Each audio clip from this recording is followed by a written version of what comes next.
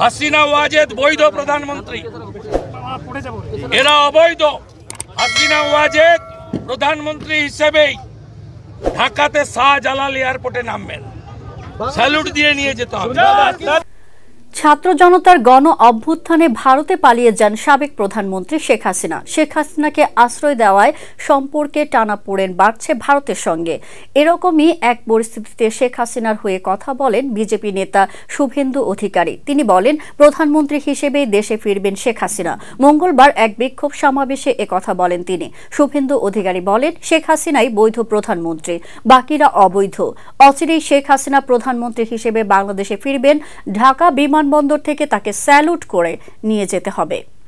আমরা ওই দেশ সৃষ্টি করেছি, আমাদের 17,000 সেনা আত্মবলিদান দিয়েছে। আমরা মুজিবুর রহমানকে প্রোটেকশন দিয়েছি, আমাদের দেশ দলাই লামাকে প্রোটেকশন দিয়েছে। ভারত এটা করে। এ সময় তিনি বলেন, বাংলাদেশে চূড়ান্ত নৈরাজ্যের পরিস্থিতি চলছে। হিন্দুদের ওপরে হামলা ও হিন্দুদের মন্দির, দোকান বা ঘরবাড়ি ভেঙে দেওয়া হচ্ছে। এদের মদত দিচ্ছে ডক্টর ইউনূস সরকার। অথচ ভারতের ওপরে নির্ভরশীল বাংলাদেশ। ভারত পণ্য না পাঠালে ভাত কাপড় জুটবে না। ঝাড়খণ্ডের বিদ্যুৎ না পেলে আধারে ডুববে বাংলাদেশ। কিভাবে শায়েস্তা করতে হয় আমরা জানি। তারা আবার কলকাতা দখলের ডাক দিচ্ছে।